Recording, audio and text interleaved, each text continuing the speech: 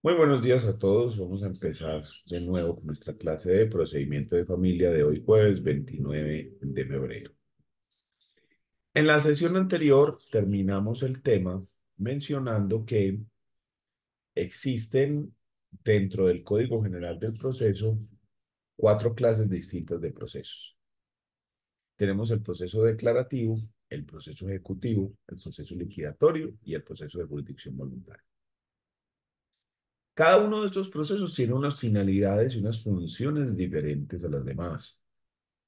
El proceso declarativo, por ejemplo, habíamos dicho que su finalidad es obtener del juez una sentencia para que el juez declare la existencia de algo, la inexistencia, la creación, modificación o extinción. Ejemplo, usted va a solicitar el divorcio. El divorcio implica que tenemos un matrimonio y que ese matrimonio se va a terminar. Entonces usted necesita que el juez declare la terminación del matrimonio. Otro ejemplo, la filiación. Usted necesita que el juez diga que Pedro es el papá de Juan, que él declare que entre esas dos personas existe el parentesco de consanguinidad en primer grado. Entonces, la idea del proceso declarativo es obtener del juez una declaración. Ese proceso declarativo, a su vez, podemos ver en este cuadro que se divide en dos grupos. El primer grupo es lo que llamaríamos los declarativos generales y el segundo sería lo que llamamos los declarativos especiales. Dentro de los declarativos especiales vamos a encontrar aquí el proceso de expropiación, el de deslinde, el divisorio y el monitorio. Esos procesos no tienen que ver con derecho de familia. Entonces nosotros aquí en esta materia no vamos a ver ninguno de los procesos declarativos especiales. ¿Listo? Y luego encontramos en el grupo de arriba los procesos declarativos generales, donde está el verbal y el verbal sumario. Aquí sí vamos nosotros a entrar. ¿Cuál es la diferencia entre estos dos? Que el proceso verbal sumario es un proceso de única instancia y el proceso declarativo verbal es un proceso de dos instancias. Que el verbal sumario tiene la mitad de los términos que tiene el proceso verbal. Por ejemplo, en el proceso verbal se tiene para contestar la demanda por parte del demandado 20 días hábiles. Siempre que mencionemos la palabra días, son hábiles. Si se menciona la palabra meses o años, son corridos. ¿Listo? Entonces son 20 días hábiles para la contestación del proceso declarativo verbal. Pero para el proceso verbal sumario son 10 días. Entonces, las diferencias entre uno y otro son muy sutiles. Realmente es el mismo proceso, solo que en el verbal sumario es un proceso de mínima cuantía más reducido. ¿Listo? Entonces, nosotros vamos a empezar por acá, el proceso declarativo verbal. Y dentro de ese declarativo verbal, si nos metemos en temas de familia, ¿qué Profe, vamos a encontrar acá? Entonces tenemos esta lista. Estos son los procesos o las demandas de derecho de Profe, familia que se llevan en proceso declarativo. profe, es que no se están viendo las diapositivas.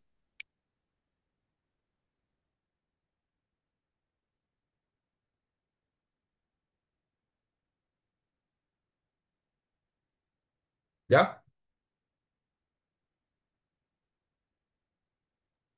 Pues yo no las veo.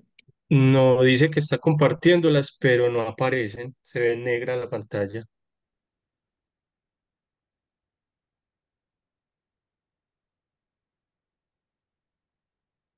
¿Ya?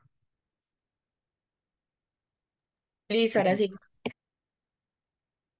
Entonces estas son las demandas que se conocen en proceso declarativo.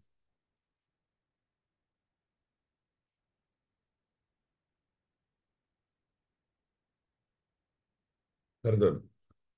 Primero tenemos la declaración de unión marital de hecho y formación de sociedad patrimonial de compañeros permanentes. La nulidad de matrimonio civil, no de matrimonio católico o religioso, porque esa se hace de otra forma. El divorcio contencioso de matrimonio civil, ahora sí católico o religioso. La declaración de paternidad de hijo extramatrimonial, la impugnación de paternidad o maternidad presunta o el reconocimiento paterno, la suspensión o pérdida de la patria potestad, nulidad o reforma del testamento, petición de herencia con reforma de la partición sucesoral, nulidad o rescisión de la partición sucesoral o conyugal y la inexistencia o nulidad de las capitulaciones. Entonces vamos a empezar por el primero, que es la declaración de unión marital de hecho. Vamos a empezar por ese.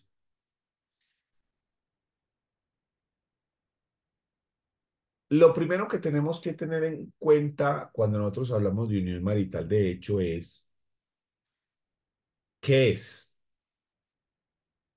La unión marital de hecho es un contrato consensual. Es un contrato consensual porque no requiere una formalidad como sí lo requiere el matrimonio. El matrimonio requiere que se celebre bajo escritura pública o ante un ministro religioso de alguna de las religiones avaladas por Colombia, en presencia de dos testigos y que luego se lleve al registro civil. Y a partir de ese punto es que nosotros hablamos de matrimonio, ¿cierto? A partir de que se celebre el acto con esas formalidades que les estoy mencionando. En cambio, la unión marital de hecho, no. Es un contrato consensual que depende exclusivamente de la voluntad de los compañeros permanentes. Hombre, ¿y eso de dónde sale? O sea, ¿usted por qué me está diciendo eso? Entonces, ahí tenemos que acudir a la Ley 54 de 1990.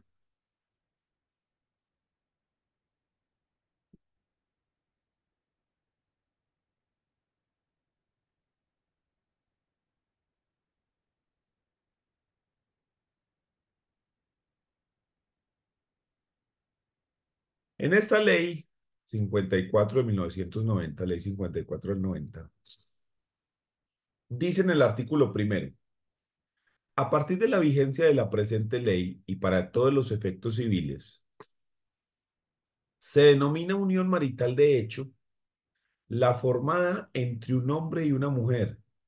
Esto con su raya abajo porque acuérdense que ya se permite por parejas del mismo sexo. Que sin estar casados hacen comunidad de vida permanente y singular. Igualmente, para todos los efectos se denominan compañero y compañera permanente al hombre y la mujer que forman parte de la unión marital. Entonces, acá lo único que nosotros necesitamos es que las personas formen una comunidad de vida permanente y singular. ¿Estamos? Entonces, esa unión marital de hecho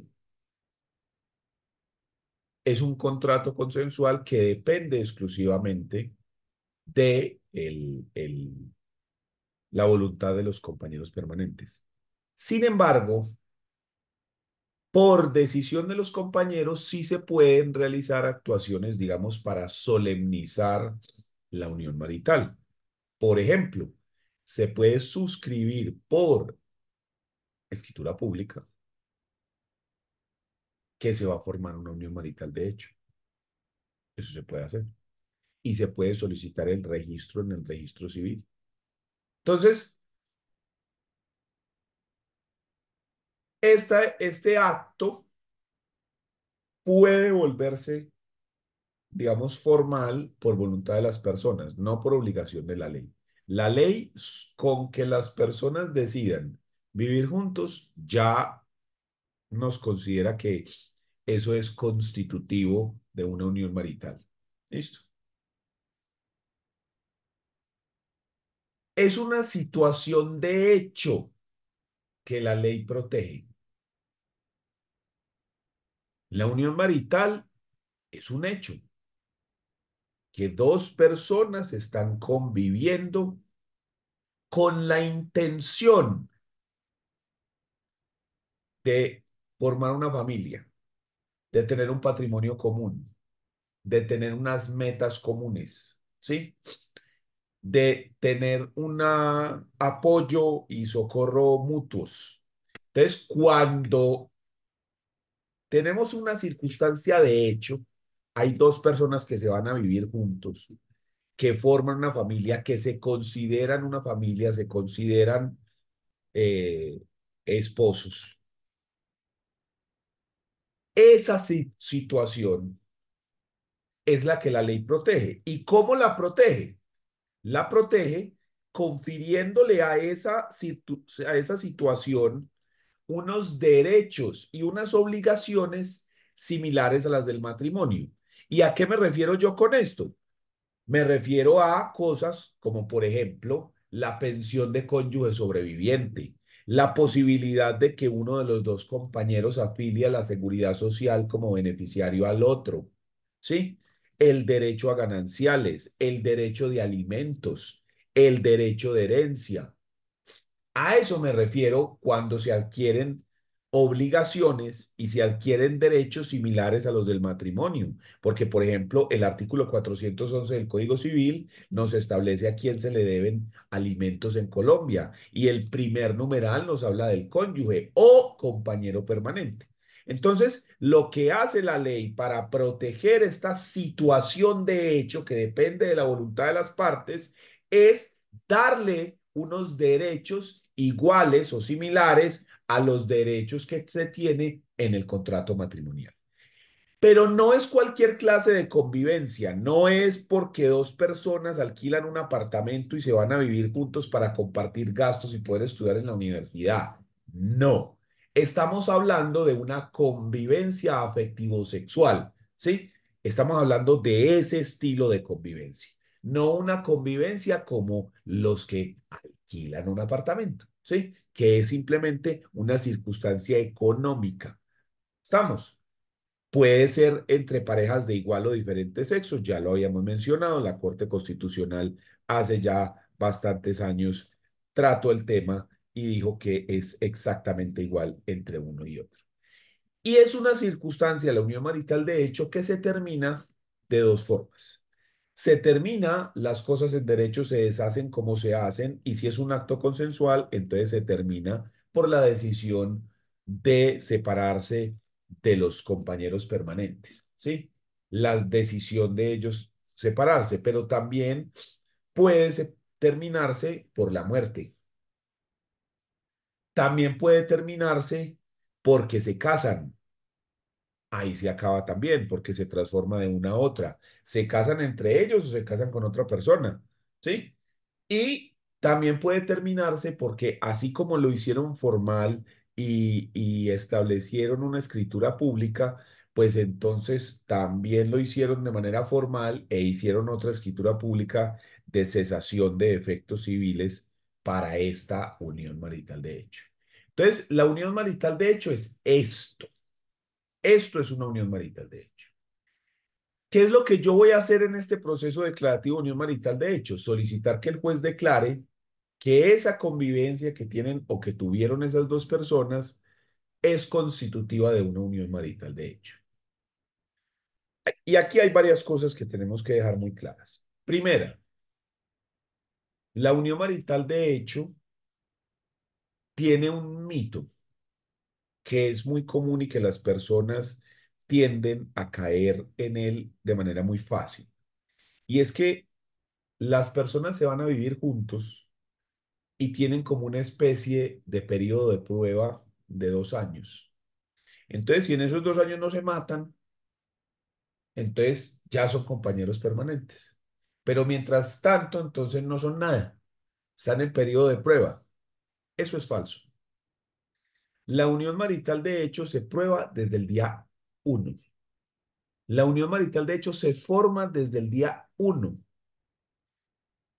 ¿Por qué está el tema de los 2 años? ¿Eso de dónde salió? Eso sale de la ley 54, pero del artículo segundo. Miren que en el artículo primero, cuando se dice qué es, Aquí en ninguna parte me hablan de 2 años. ¿Sí? Me dicen que la unión marital de hecho está formada entre un hombre y una mujer que sin estar casados hacen comunidad de vida permanente y singular. Aquí no me hablan de términos de nada. En el artículo 2 ya sí es cuando me hablan de un término, pero no es para formar la unión marital de hecho, sino para hablar de sociedad patrimonial. ¿Y qué es esto de la sociedad patrimonial? Así como el matrimonio nos genera la sociedad conyugal, la unión marital de hecho genera la sociedad patrimonial.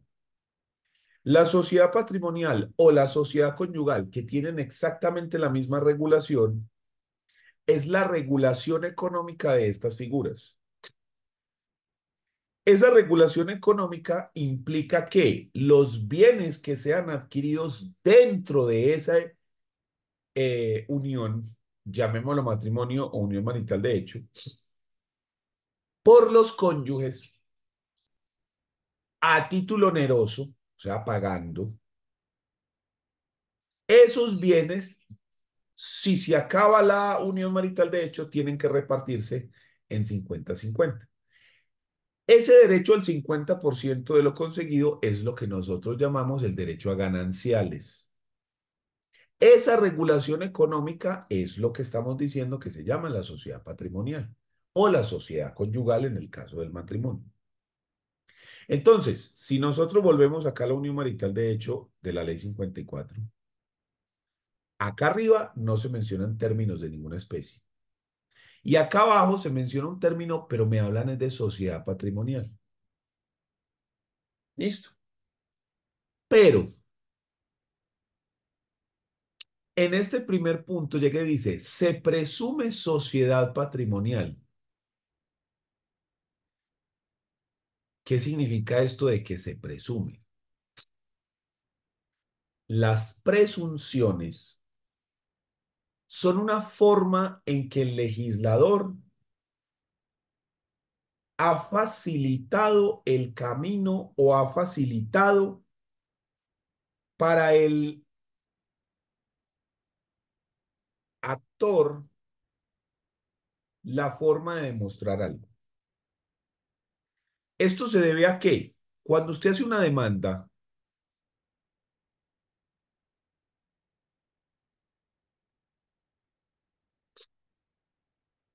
la demanda como componentes básicos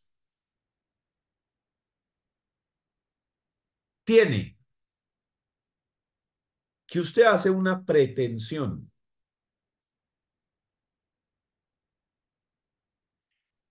Esa pretensión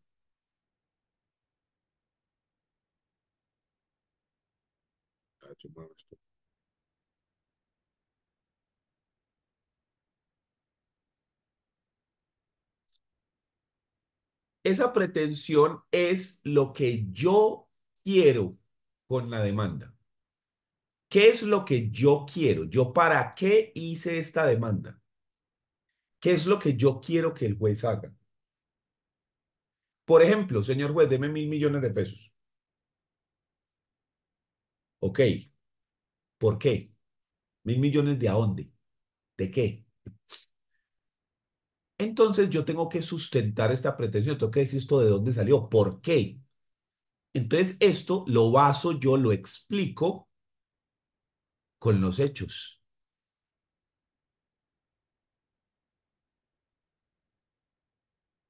Los hechos son el fundamento fáctico de las pretensiones. ¿Qué significa eso? Que los hechos son los que dicen el por qué yo estoy haciendo esta pretensión. Eso, ¿por qué? Entonces yo dije 1.000 millones de pesos. Ah, ¿por qué? Porque resulta que Pedro, con quien yo tenía un contrato de suministro, me canceló el contrato y esto me generó unos perjuicios de taque, taque, taque, taque, taque. Y en total suma 1.000 millones de pesos. Ah, o sea que usted me está pidiendo esta pretensión porque había un contrato, le quedaron mal y la indemnización equivale a ese monto. Ah, correcto. Los hechos son lo que me explica, lo que me dice de dónde surge esa pretensión. Pero para que esto pueda tener alguna clase de validez, para que esto me sirva para algo, estos hechos yo los tengo que probar. Yo tengo que demostrar que eso es cierto.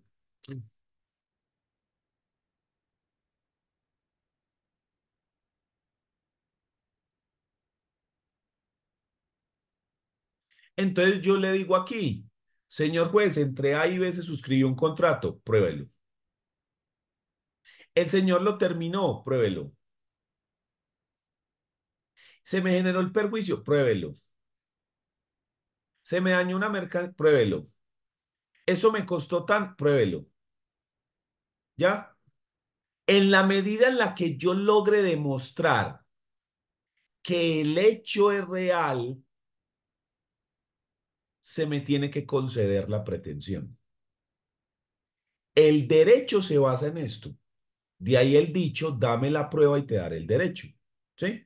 Dame la prueba, te concedo la pretensión. ¿Por qué? Porque si vos me das la prueba, queda demostrado el hecho y sustentada la pretensión. Pero aquí hay un problema. Hay algunas circunstancias que son muy difíciles de probar. La ley a veces regula cómo se demuestran ciertas cosas. Ejemplo, ¿cómo demuestra usted que Pedro es hijo de Juan? ¿Cómo demuestra usted ese parentesco? La ley determina específicamente cómo se hace, mediante el registro civil de nacimiento. No más. Usted no puede llevar testigos a demostrar eso. Usted no puede llevar eso con una foto. Usted no puede hacer una inspección judicial para hacer eso. No lo puede probar por juramento. Yo juro que soy hijo. No. Eso se prueba con el registro civil de nacimiento. ¿Cómo se demuestra que un contrato de compraventa de bien inmueble existe? El contrato de compraventa con la escritura pública, no con el registro. El registro es para la publicidad del acto, que es otra cosa. ¿Cómo se demuestra que el contrato se realizó?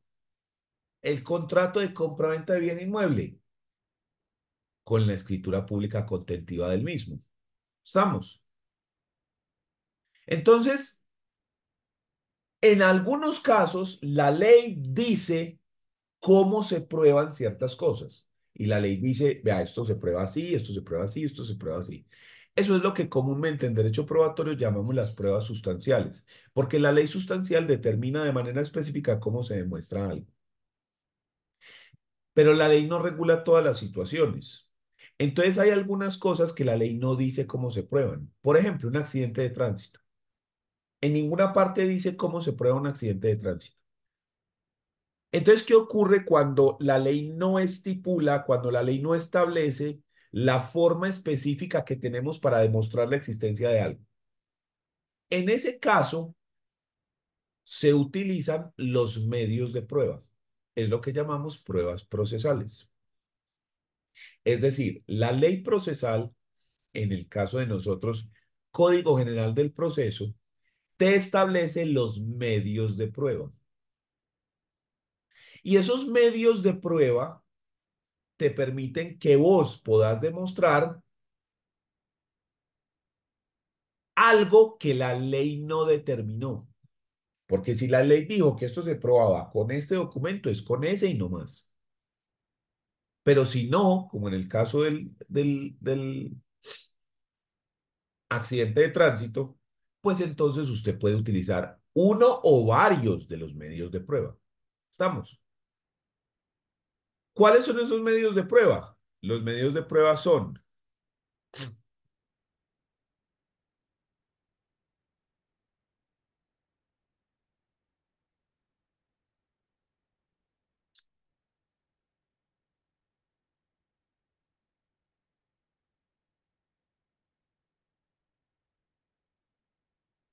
primero, la declaración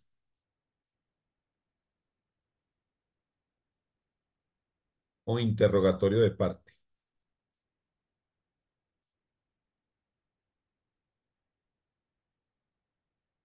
Segundo, el juramento. Tercero, confesión. Cuarto, testimonio de terceros.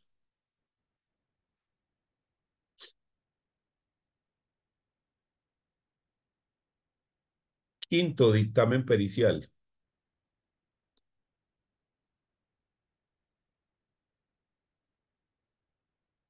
Sexto, inspección judicial.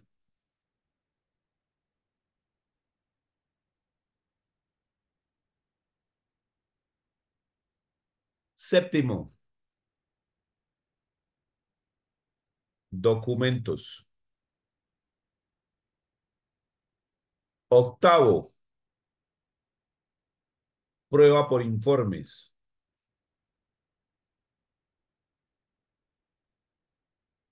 Noveno, indicios.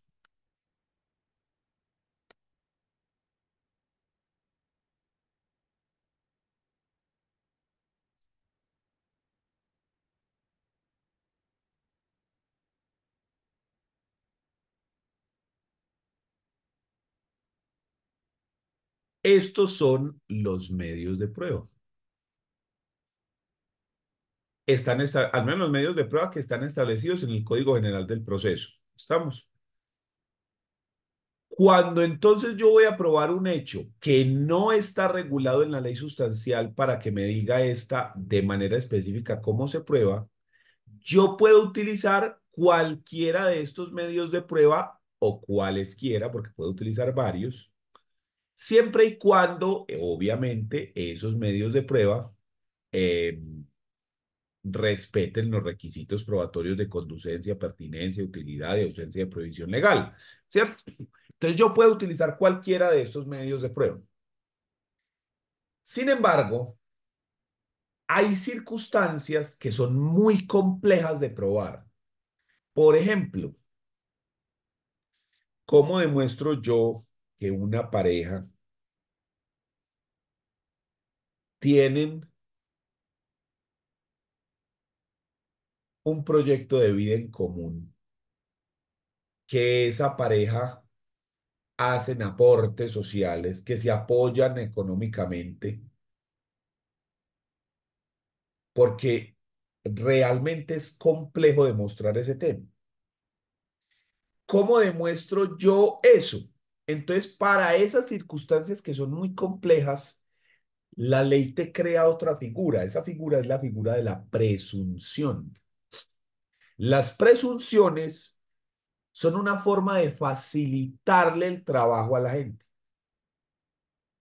Porque nosotros estamos diciendo que si usted pide algo, usted lo tiene que demostrar. Pero ¿y qué pasa cuando este hecho es muy jodido de probar? Entonces la presunción dice, ah, venga, si eso es tan difícil, yo se la pongo más fácil. Demuéstreme esto que es más fácil, que es más sencillo, y yo doy por probado esto otro.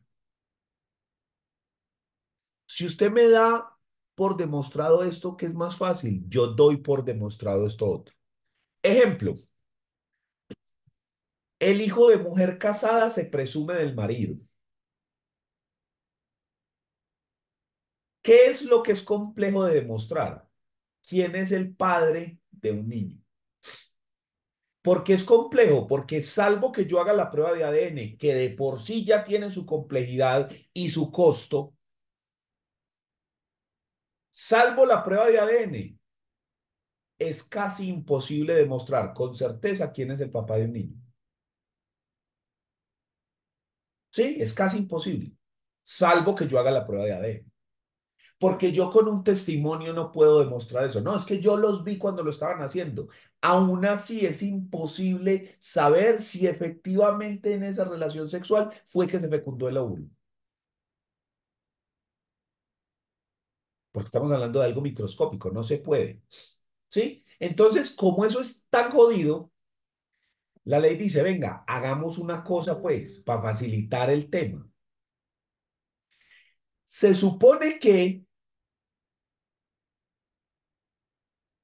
si una mujer queda en embarazo es porque tiene una relación sexual.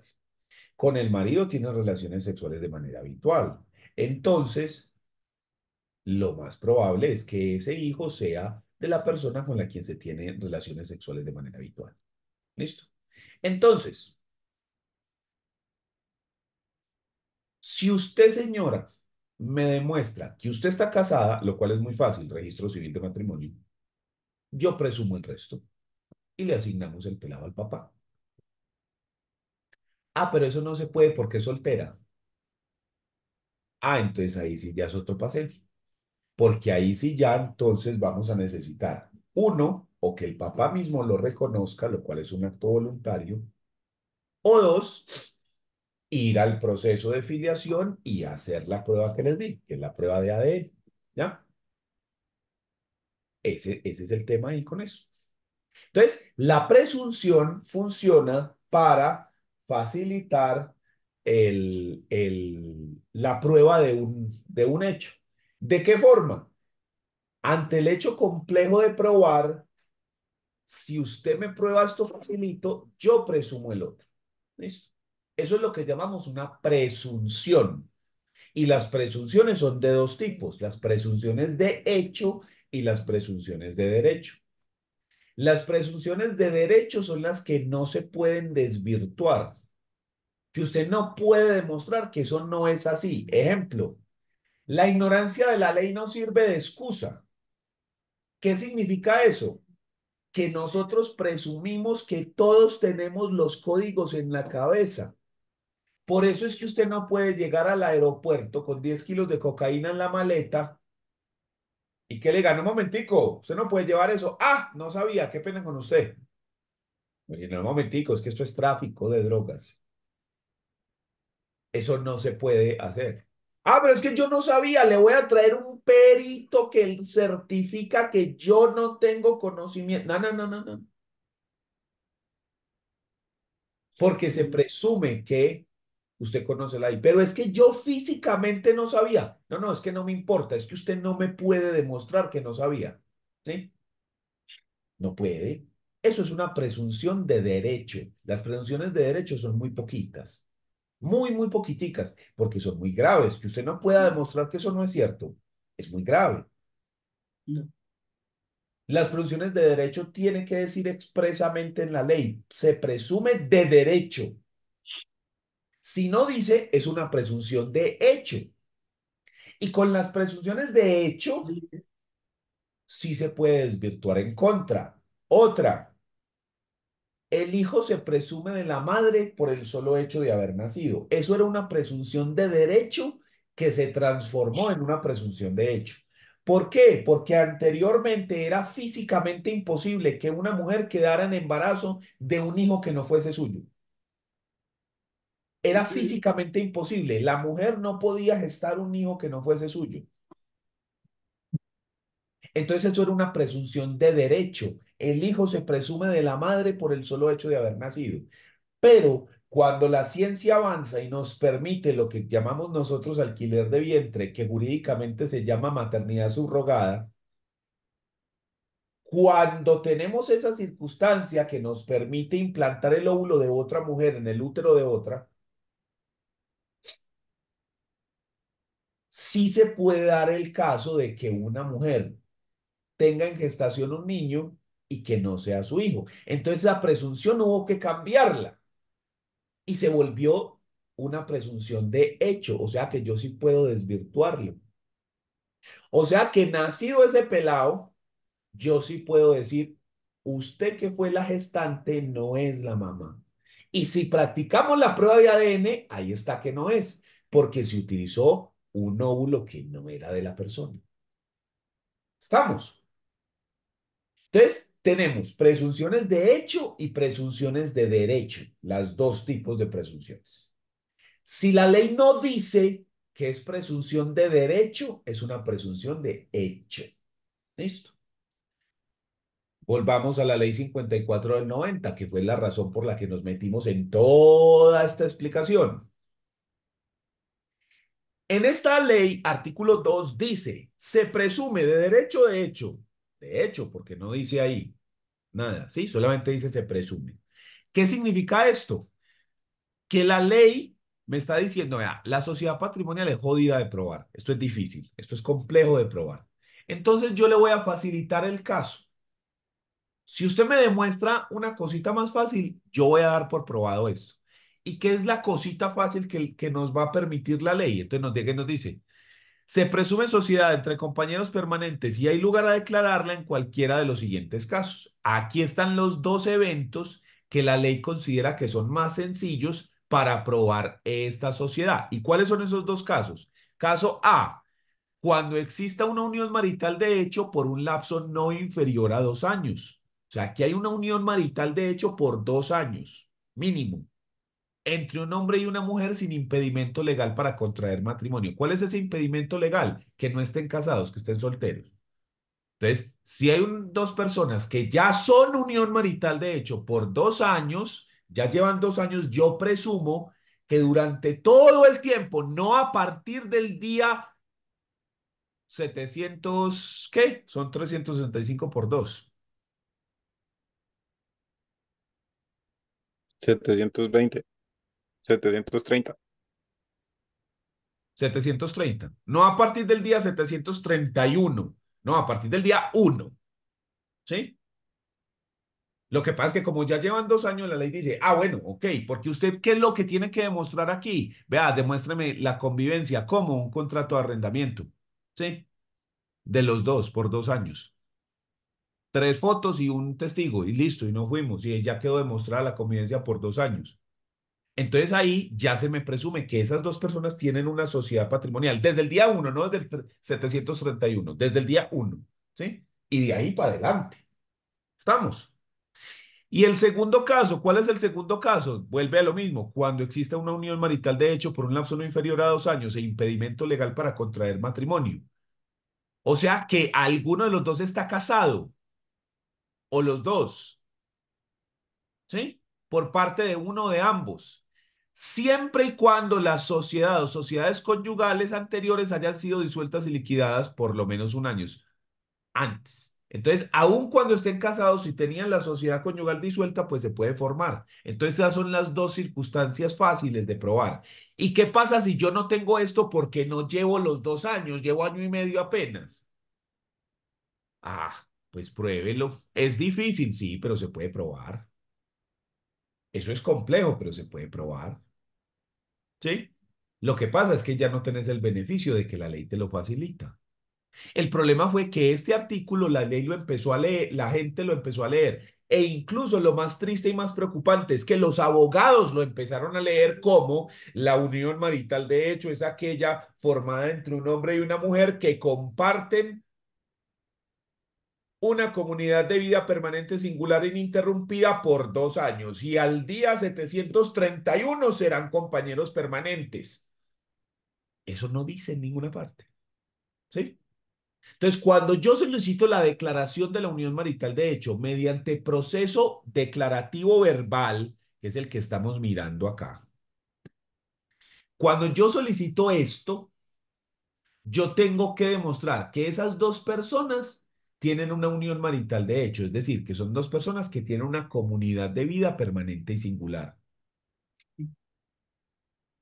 Si además también quiero demostrar la formación de la sociedad patrimonial, porque son dos cosas distintas, así como el matrimonio es una cosa y la sociedad conyugal es otra.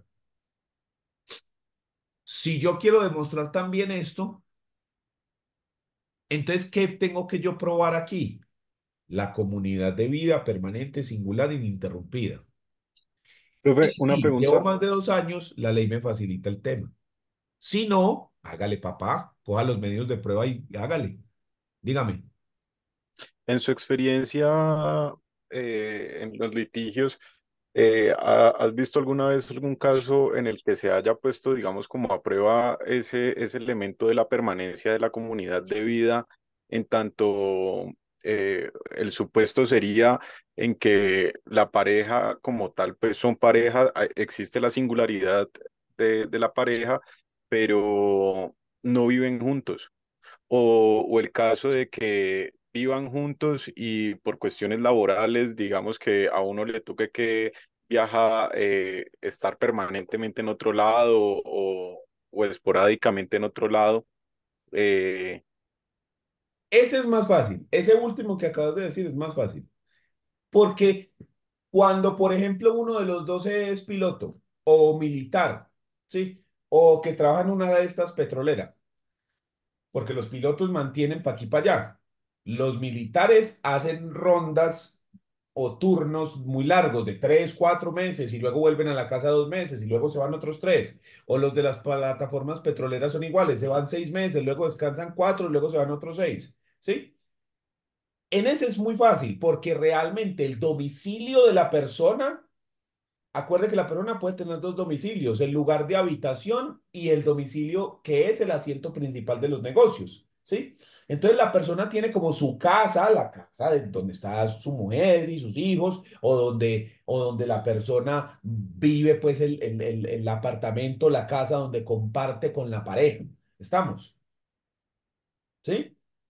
Pero sí, por trabajo se desplaza a, digamos, un segundo domicilio que sería Afganistán, porque es militar. Estamos, y allá está 6 meses. Ahí no hay problema, porque sigue teniendo la misma casa. Estamos. Oli, Oliver, Oliver, no, no. El otro punto ahí es cuando no hay una convivencia permanente. Es decir, uno vive en su casa y el otro vive en su casa, en sus casas de familias. Cada uno tiene su propia casa y comparte. A mí personalmente no me ha tocado, pero sí sé de sentencias que han declarado la unión marital, de hecho, cuando no hay una cohabitación, digamos así. O sea, cada uno tiene su casa y aún así la han declarado. Yo conozco de esas sentencias. Son medio extrañas, pero sí las conozco. Entonces, lo que te digo, ese segundo caso es más fácil, ese primero. mm, profe, ¿será que podrías compartirme alguna de esas sentencias que mencionabas No, para no, ese pero, segundo, o sea, cuando para te el digo que primer la caso? conozco, no es que sé cuál es, o sea, la he escuchado, la he visto, la he leído, pero no la tengo ni sé el radicado. O sea, ahí sí toca buscar en Google a sentarse a leer un rato, porque yo la he visto, ¿sí? Pero no me acuerdo, o sea, hace años que la leí, entonces no la tengo, no te la puedo compartir porque ni siquiera sé el radicado. Sí, ¿Y no se te sé si, ocurre? no sé si es sentencia de la corte, no sé si es sentencia de tribunal. O sea, yo sé que existe, pero no sé, no la conozco, pues. Perfecto, profe. ¿Y se te ocurre o viste qué medios de prueba utilizaron para probar eso? Era una Eh, circunstancia como que cada uno tenía su mamá y era como muy viejita, entonces tenían que estar con ella, pero realmente sí compartían, incluso se podía decir que tenían un domicilio para ellos, pero que, o sea, era una cuestión así, como que se justificaba que no vivieran juntos en otras circunstancias, más o menos similar a lo que pasa con lo del trabajo, que realmente no conviven, pero hay una justificación muy clara. Era una circunstancia más o menos similar a eso. y Pero entonces no, no, sí. en el caso del militar, profe, o sea, ¿eso se prueba únicamente con los hechos o digamos en el caso de que tengan el domicilio de sus actividades y el domicilio de habitacional? eh, ¿Uno probaría eso a través de un certificado laboral o...? No, es que volvemos a lo mismo, es que tenés todo un, ¿cómo se dice?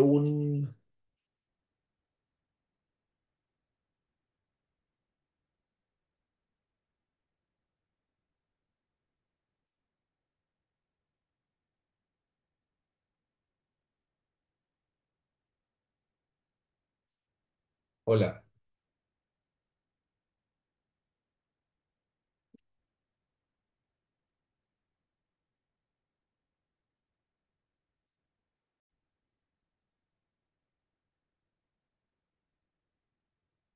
Ya, qué pena con ustedes, que se fue aquí un momento la luz.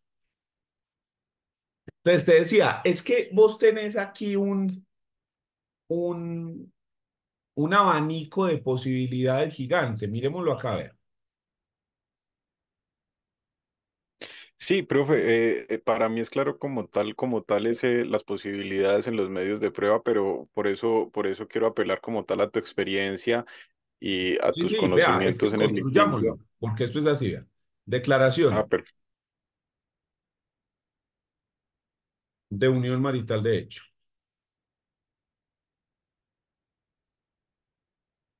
entre Pedro y María. Listo. Esta es mi pretensión.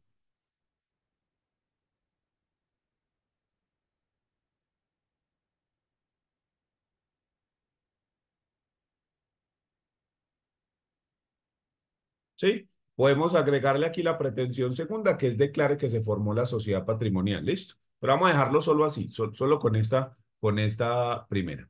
Listo. Entonces, ¿esto está sustentado en qué? O sea, ¿cuáles son los hechos que sustentan esto? Entonces, aquí es donde usted empieza a redactar. Por ejemplo, Pedro y María tienen una relación de pareja desde el 2008. Relación de pareja desde 2008. ¿Qué otra cosa me puede servir para demostrar esto? Am, tienen hijos. ¿Qué otra cosa? Am, comprar una casa.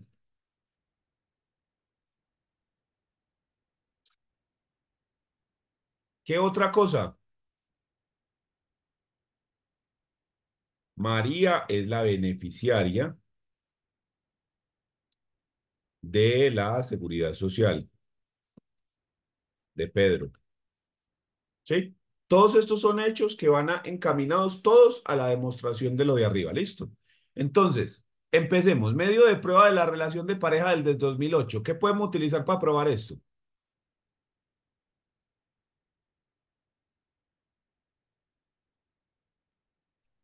La relación de pareja Ujú. desde el 2008, fotos o los mismos, Listo. o Fotos. Ahí tiene testimonios, uno. Ahí tiene uno. ¿Qué más? testimonios. Testimonios.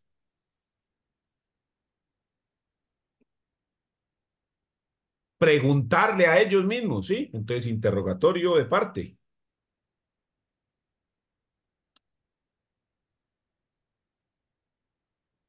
Incluso, profe, incluso la misma constancia de que María es beneficiaria de la seguridad social, ¿no?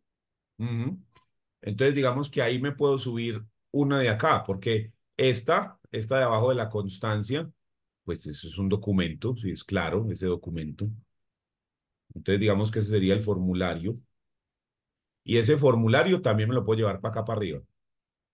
Entonces, uno más. Entonces, vea, ahí con esos tres y este de abajo estoy probando ese hecho. Hijos, ¿cómo demuestro el hijo? Registro civil de nacimiento.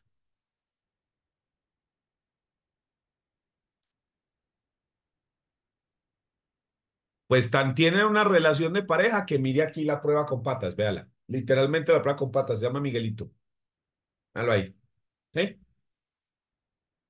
Que compraron una casa. Entonces, por ejemplo, la escritura pública.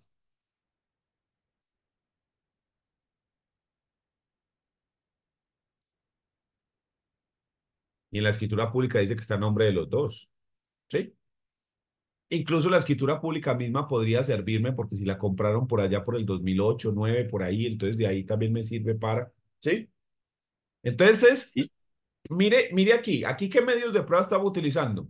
Esto es documento, testimonio, interrogatorio, documento, documento, documento. Entonces aquí estamos utilizando dos clases de pruebas.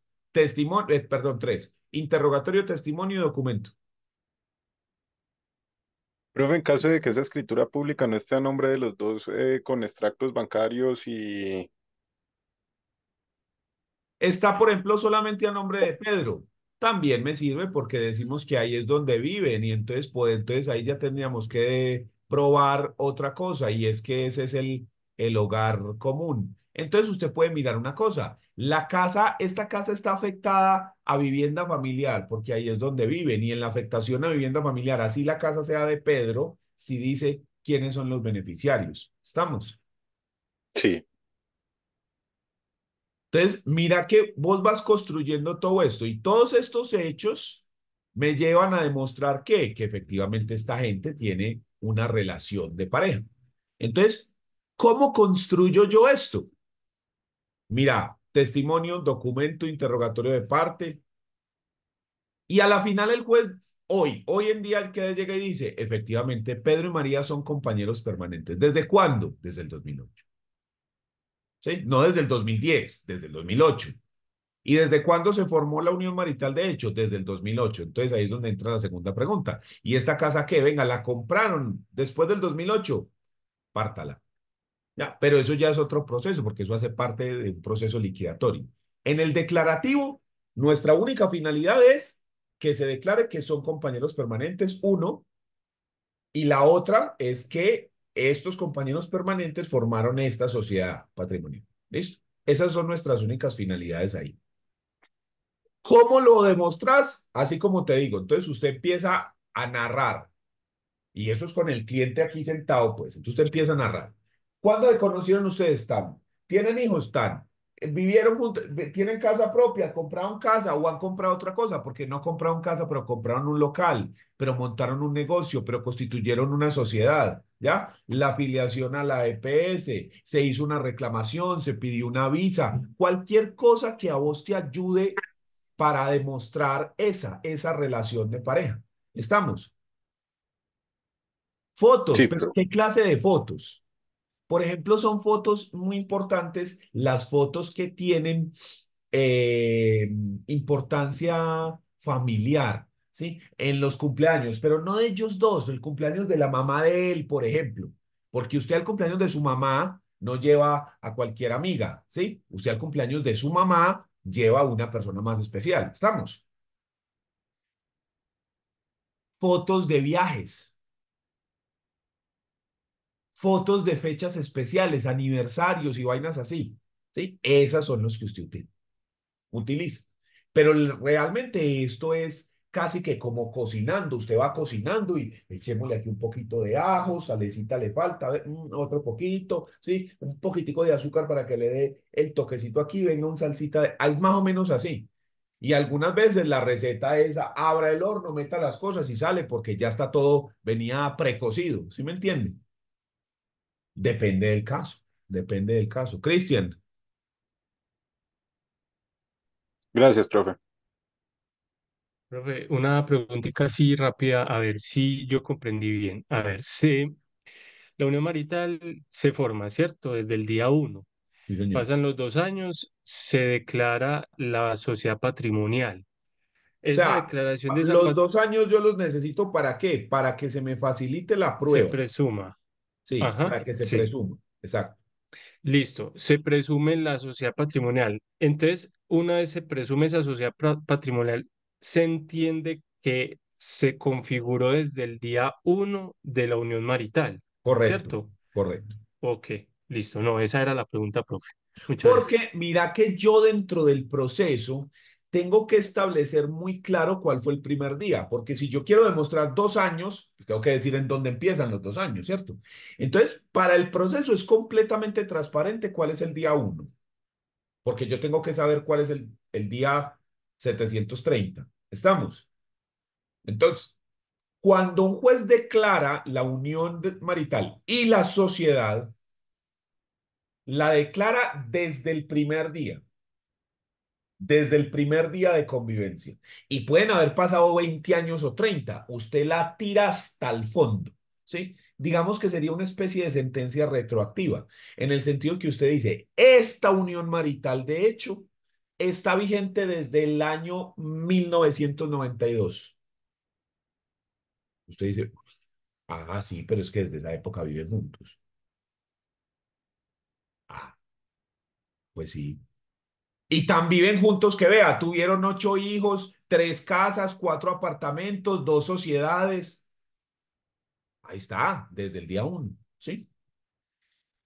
Entonces, eso es muy importante que nosotros lo tengamos y que lo expliquemos cuando la persona tenga dudas para evitar ese malentendido de que la sociedad patrimonial se forma a los 2 años. Porque póngale usted lógica al asunto.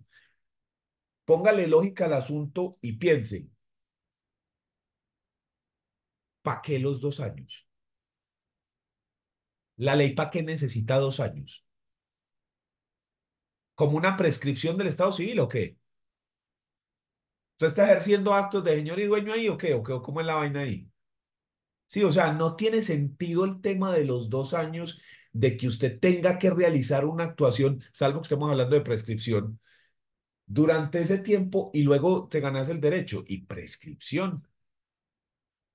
No, mire que no funciona. Entonces, cuando uno lo analiza, si uno dice, sí, es que está muy raro ese tema, sí, es que no tiene consideración, porque entonces, ¿qué pasa en esos 2 años? ¿Sí? ¿Qué pasa si la persona se muere en el día 729? Tuvieron 3 hijos, compraron casa, carro, local, finca, constituyeron sociedad y se murió al día 729. Ah, no, no tiene derecho a nada. Pero si hubiera muerto al otro día, no, o sea, no funciona, no funciona el tema, no funciona el tema. Lo que pasa es que es más difícil probar por uno que por el otro, pero no funciona el tema. Entonces, ese es el primer declarativo que nosotros vemos. Profe, en ese Dígame. caso que acabas de plantear, entonces, pues podría aspirar como tal a que difícilmente a que se reconozca esa sociedad patrimonial y subsidiariamente en las pretensiones buscar Buscar. subsidiariamente en las pretensiones. Vení, Es decir, repetime, en su repetime que momento se me cortó. Buscar subsidiariamente qué cosa. una sociedad de hecho, Sí, sí, es que cuando no existía la unión marital de hecho, lo que se intentó hacer en varias oportunidades, algunas veces se ganó, otras veces no, fue precisamente eso, que si yo no podía constituir algo para proteger ese patrimonio común que tenían esas 2 personas, porque no existía la unión marital de hecho, pues ¿qué era lo que había entre los dos? Una sociedad de hecho, una sociedad civil de hecho. Pero ahí la cosa se va complicando con los fenómenos sociales, porque es muy diferente una pareja como nosotros la vemos hoy, porque es que nosotros hoy vemos que el hombre y la mujer tienen roles que son casi indistinguibles, ¿sí? Donde los dos trabajan, donde los dos hacen aportes, donde los dos ejercen actividades casi indistinguibles. ¿Estamos? Pero si yo me voy a 1970, los roles sí son muy distintos. El hombre trabaja y la mujer se queda en la casa. Y eso que en ese momento ya empezó a cambiar, pero donde era casi estático era en la primera mitad del siglo XX, ¿sí? En la primera mitad del siglo XX era casi pues que una orden que la mujer tenía que ser ama de casa, ¿cierto? Y a partir de la segunda mitad fue cambiando ese fenómeno social. Entonces, si vos estás en ese escenario donde tenemos una persona que no trabaja, sino que se dedica al hogar, pruébeme pues el aporte. Entonces usted me dice, no, pero es que hay aportes que no son de capital, ¿sí? Como el aporte del know-how, ¿sí? Espérese, pero le dije que es ama de casa, esa señora en su vida ha entrado al negocio.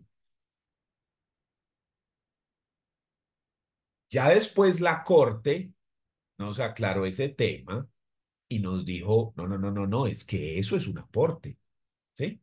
Pero estoy hablando de mucho tiempo después, ¿estamos? Entonces, cuando hablamos de sociedad civil, en el contexto social actual, digamos que es relativamente sencillo, porque hoy en día también hay amos y amas de casa, ¿sí?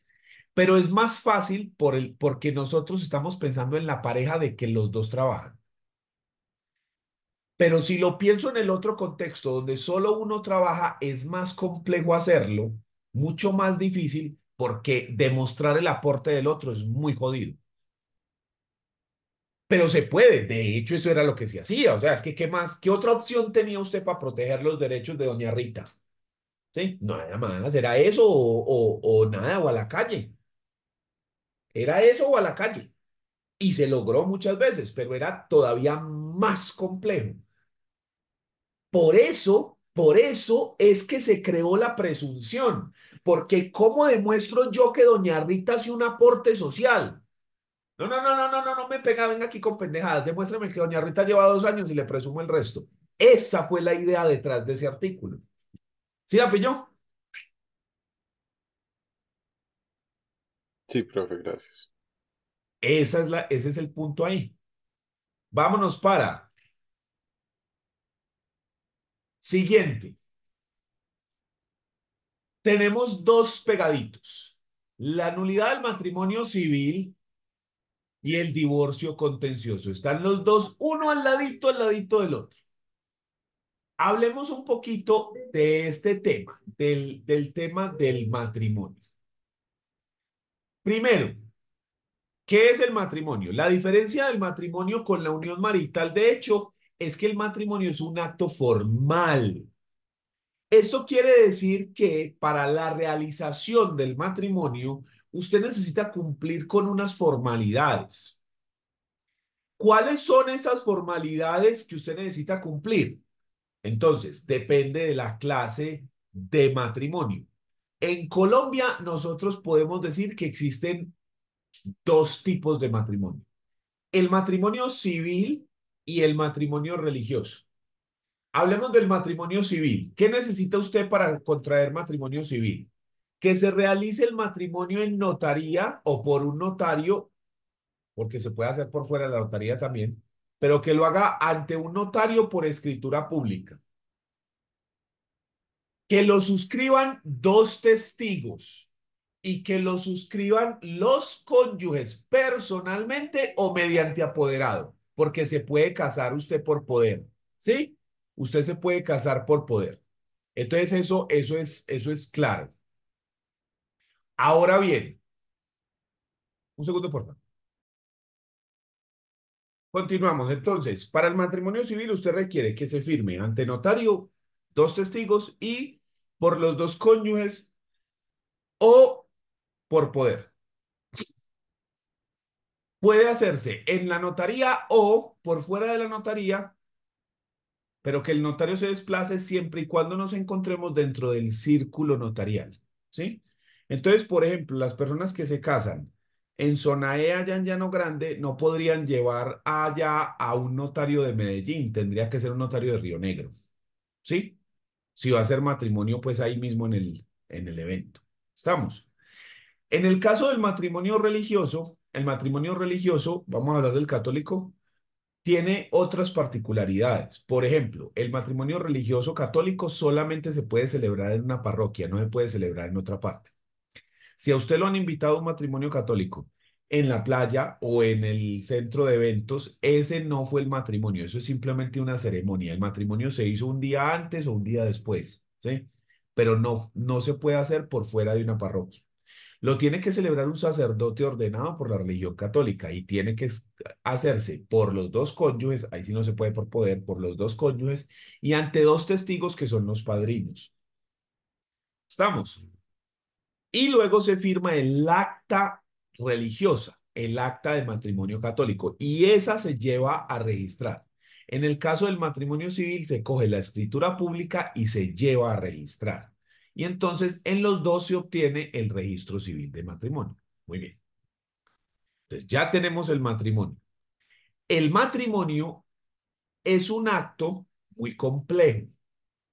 Ese acto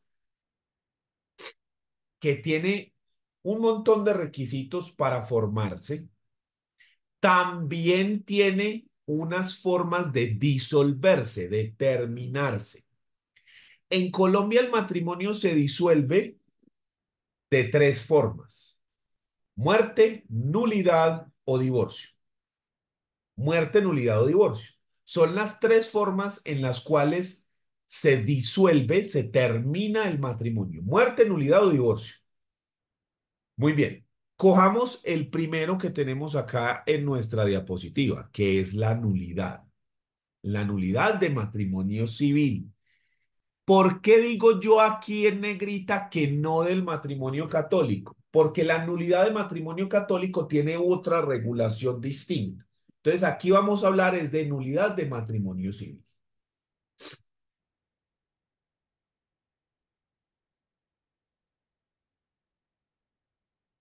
Están no tengo yo aquí las causales de nulidad.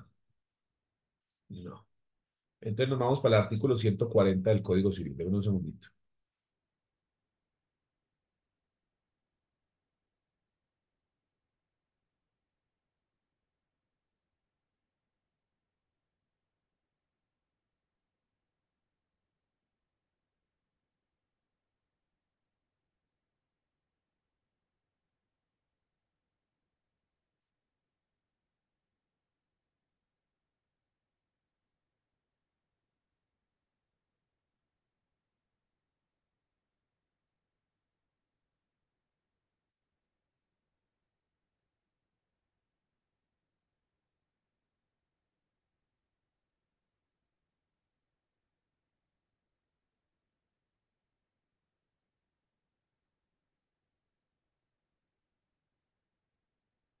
Cuando hablamos de causales de nulidad, se nos establecen las siguientes.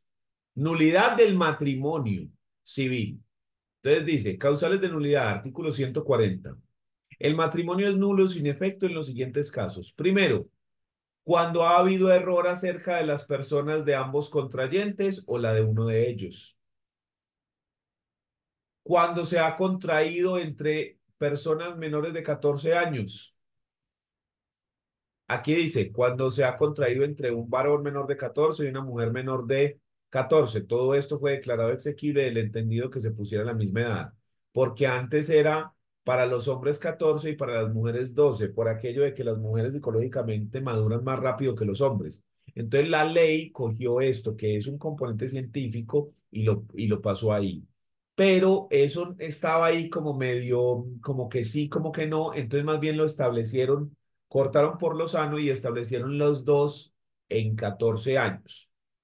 Entonces, si las personas son menores de esa edad, se puede anular. Tercero, cuando para celebrarlo haya faltado el consentimiento de alguno de los contrayentes o de ambos, que las personas no hayan expresado el consentimiento.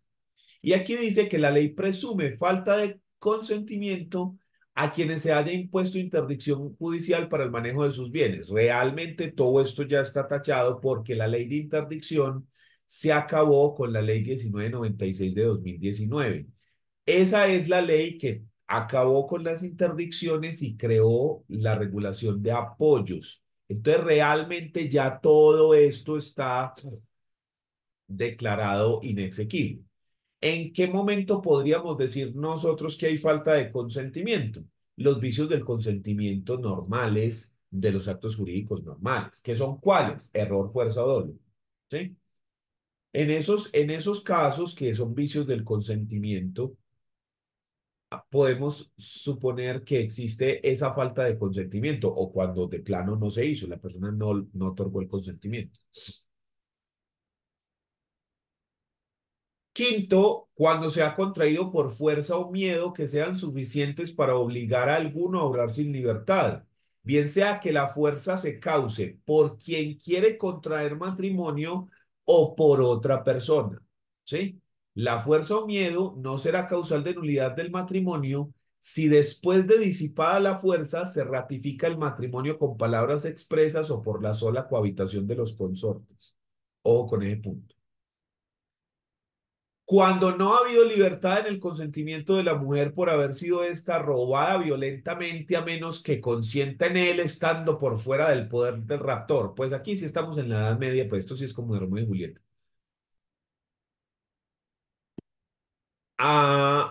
Octavo, cuando uno de los contrayentes ha matado o hecho matar al cónyuge con quien está unido en matrimonio el anterior. Entonces aquí ya estamos, es en novela mexicana. Pasamos de la Edad Media a novela mexicana, pero esto sí puede pasar más fácilmente. ¿Sí? La persona está casada, no se va a divorciar, entonces mandan matar el marido y ya se puede casar. Muy de telenovela, pero este sí lo veo más fácil. Noveno, cuando los contrayentes están en la misma línea de ascendientes o descendientes o son hermanos, es decir, que usted en Colombia no se puede casar con un hijo, nieto, bisnieto, no se pueden casar entre hermanos, pero sí se podrían casar tíos con sobrinos, primos y así, pero no se pueden casar en orden de descendientes y ascendientes ni con hermanos. 11, cuando se ha contraído entre el padre adoptante y la hija adoptiva o entre el hijo adoptivo y la madre adoptante o la mujer que fue esposa del adoptante, ¿sí? O sea, no se puede contraer con los padres adoptantes ni con los hijos adoptivos, obviamente. 12, cuando respecto del hombre o de la mujer o de ambos estuviere subsistente el vínculo de un matrimonio anterior. Este era el impedimento legal que nos hablaba en la ley 54 del 90. Es esto, de que usted no puede contraer matrimonio si usted tiene un matrimonio vigente. No se puede. Entonces, estas causales de nulidad que están reguladas de nuevo en el artículo 140 del Código Civil. Estas causales de nulidad son las que yo voy a utilizar para demandar en ese proceso declarativo de nulidad de matrimonio civil. Yo demando en ese proceso y presento las pruebas de la o las causales. ¿Estamos?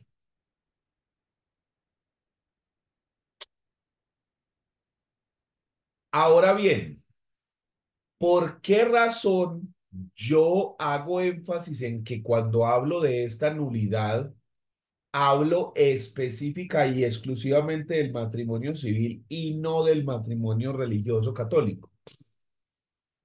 Porque el proceso de nulidad de matrimonio católico se hace ante la curia, específicamente ante el tribunal eclesiástico. Y allá en ese tribunal eclesiástico, las causales de nulidad están reguladas en el Código Canónico. El Código Canónico es el Código Civil del Vaticano. ¿Ya? El Vaticano es un país, es un estado. Ese estado tiene su Código Civil, que es el Código Canónico. Y ese estado considera que los matrimonios celebrados ante la ley de ese estado, porque acuérdense que en Colombia nosotros firmamos el concordato. El concordato es un tratado internacional con el Vaticano para que algunas de las regulaciones de ese estado tengan validez en Colombia, entre ellas la celebración del matrimonio católico. ¿Correcto? Entonces, si usted va a hacer una nulidad canónica, tiene que ir al tribunal eclesiástico y allá tiene que presentar alguna de las causales de nulidad del canon 1055 del Código Canónico, que son muy diferentes a las que acabamos de ver del artículo 140. Aquí hablamos de falta de consentimiento, esa está igual. Inmadurez emocional, esa está igual. Pero en esta no le ponen edad, porque usted puede tener 16, 17, 18, 20 y tener este tema de inmadurez emocional. me parece más abierto en este código, me parece mejor así, porque la razón por la cual se está anulando este matrimonio es porque la persona no tiene la suficiente madurez emocional para comprender los actos, para comprender las obligaciones y derechos que se contraen con el mismo, lo cual lleva a que se mine la relación y que efectivamente se deba anular el mismo. Entonces, a mí este me parece muchísimo mejor que el que está en el Código Civil, por ejemplo. Enfermedad mental antecedente, no cualquier enfermedad mental, obviamente, estamos hablando de enfermedades mentales que imposibiliten o incapaciten la convivencia, ¿sí? Porque simplemente si la persona sufre de ansiedad, pero es controlada, medicada bien, pues no hay problema. Diferente a que sufra una esquizofrenia que tenga que estar recluido en una institución mental. Eso es otro paseo muy distinto. Homosexualismo antecedente, porque es que acá en este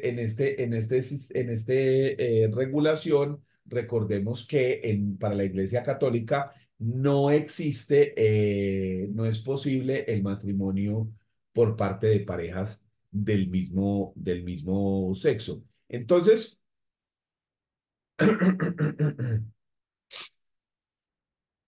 entonces es apenas lógico que si ellos no reconocen el,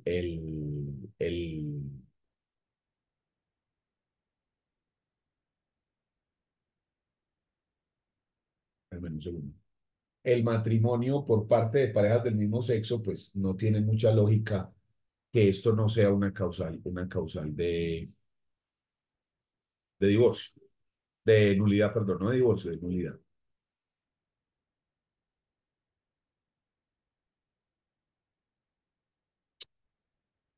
Problemas de copulación sexual. Aquí hablamos de impotencia o frigidez. ¿Por qué? Porque el fin último del matrimonio católico, no civil, es la procreación. Entonces, si usted tiene una imposibilidad para la procreación, básicamente, ¿para qué se casa? ¿Sí? Ese es el tema. Pero ahí eso tiene bastantes asteriscos, porque no es solamente eso, no es así la cosa tan simple. Aquí hay que tener en cuenta un montón de circunstancias, porque si usted se casa con una señora de 60 años, no puede aducir, venga, pues que no puede tener hijos. No, no, no, no, no, no, no, porque es natural por la edad que ocurra esto. Y lo mismo, se casa con un señor de 80, es que tiene disfunción eréctil, pero ¿de qué estamos hablando si tiene 80? ¿Sí? ¿De qué estamos hablando? Diferente es que esto ocurra con una pareja de 20 años. Ahí la cosa es distinta. Y también la cosa es distinta si se casan perfectos y de pronto, por ejemplo, el señor sufre un accidente y pierde el miembro,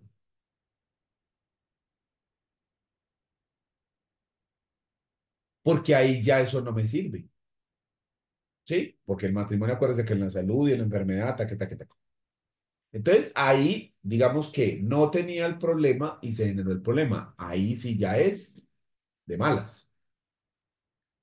Entonces no funciona. Por eso le digo que ese tiene sus asteriscos. No funciona de esa manera tan fácil. Renuncia a la procreación cuando la persona dice, yo no quiero tener hijos. Diferente al que le dije que no puede por cuestiones de edad o que la persona no puede por algo natural. Pero volvemos a lo mismo. Si usted desde el principio sabía esa circunstancia que la persona no podía y se casa, nada. Si eso lo supo después, la persona lo ocultó, ok. Ya ahí sí podemos conversar. Disparidad de cultos si la otra persona no es católica. y falta de competencia del sacerdote porque tiene que ser celebrado por una persona ordenada como sacerdote. Entonces, miren que estas causales son muy distintas. Entonces, ¿qué ocurre en la nulidad canónica? Cuando se anula el matrimonio ante el tribunal eclesiástico, esa nulidad tiene efectos solamente para la religión católica y haría que la persona, por ejemplo, se pudiese volver a casar por la iglesia.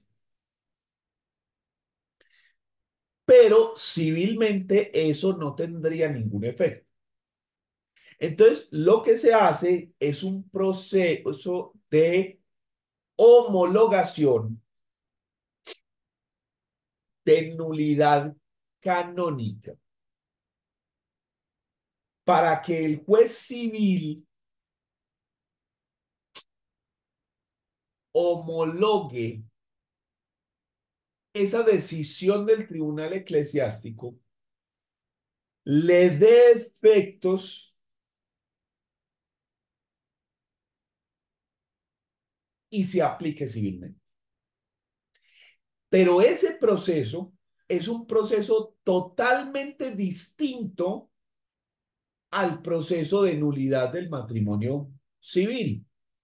Porque en este proceso de nulidad, lo que yo quiero es que el juez declare la nulidad porque yo estoy demostrando alguna de las causales del artículo 140. En cambio, en el proceso de homologación de la sentencia de nulidad católica, yo lo que quiero es que el juez revise que esa sentencia se emitió con todos los formalismos y realizada con todo el procedimiento adecuado de la religión católica. Y como la decisión se hizo conforme a las reglas de ellos correctamente, que por medio del concordato se le den efectos civiles. Entonces, esto hace que nosotros pudiésemos decir que nosotros tenemos las causales del artículo 140 de nulidad de matrimonio, pero tenemos unas causales adicionales que no están en el Código Civil, porque usted no solamente puede anular un matrimonio por lo que dice en el 140, sino que también puedes anular el matrimonio si lo anuló el tribunal eclesiástico. ¿Estamos? Entonces, son dos procesos, el de nulidad de matrimonio civil y el de homologación de nulidad canónica, que al final tienen el mismo efecto. Para la ley civil se termina el matrimonio por nulidad.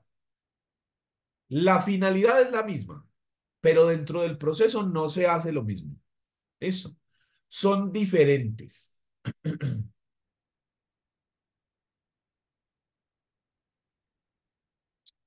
Y recordando que aquí en Colombia existen muchas clases de matrimonio.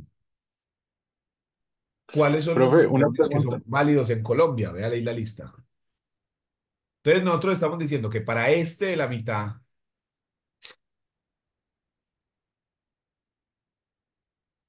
este, tenemos una nulidad especial. ¿Sí? Estos tienen una nulidad especial. Los otros yo los puedo anular civilmente por las causales del 140. ¿Qué pregunta me hacías? Profe, ese proceso de la homologación de nulidad canónica también es competente el juez de familia. Sí, sí, sí. También lo conoce el juez de familia. Gracias, profe. Se llama homologación de nulidad canónica. Y lo que te digo, no es lo mismo porque lo que usted pide versus lo que usted demuestra y lo que prueba no es lo mismo. ¿Sí? Aunque la pretensión fuese la misma, que no lo es, la pretensión en el proceso de nulidad de matrimonio civil es declare la nulidad por la causal tal del 140, vamos a decir la causal primera del 140. Luego pasamos a los hechos en los cuales usted explica ¿Por qué se dio esa causal? Taque, taque, taque, taque, taque, taque. Y luego las pruebas. La causal primera es lo de la minoría de edad. Entonces, ¿cuáles son las pruebas? Los registros civiles. Ahí dice cuántos años tiene la persona. Estamos. En cambio, si nos vamos al de homologación, entonces la pretensión es homologue la decisión de nulidad del tribunal eclesiástico. Miren que ya la pretensión cambió. ¿Cuáles son los hechos? El día tal se inició proceso y se hizo esto, taque, taque, taque, taque, y el último fue, se despidió la sentencia. ¿Y cuáles son las pruebas? Usted muestra las pruebas del proceso, la sentencia, toda la actuación dentro del proceso. Entonces, en el proceso de nulidad civil, el juez lo que va a demostrar es si está demostrada o no la causal para conceder la pretensión. Y en el otro, lo que el juez va a mirar es si está demostrado o no que el proceso se hizo correctamente y por lo tanto le tiene que dar validez. ¿Listo? Son dos procesos diferentes. Y por último, para terminar el día de hoy, tenemos el proceso de divorcio. Y en este caso, yo sí digo divorcio de matrimonio civil católico o religioso. Y no falta quien dice un momentico, pero es que el matrimonio católico no tiene divorcio. Para la religión católica, no. Pero para la ley civil, sí. Lo que pasa es que cuando se creó esa ley de divorcio, porque no existía,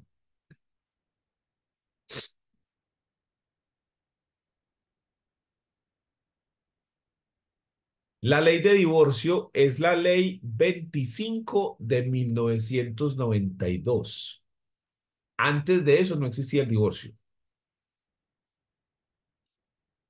Que la gente se queda a veces como, ¿cómo? Antes del 92 no existía el divorcio. En esa ley llegan y dicen, vea, para el matrimonio civil, llamémoslo divorcio. Y al matrimonio católico, para no meternos ahí en berenjenales y problemas con el Vaticano, llamémoslo cesación de efectos civiles. O sea, llamaron el acto por sus efectos.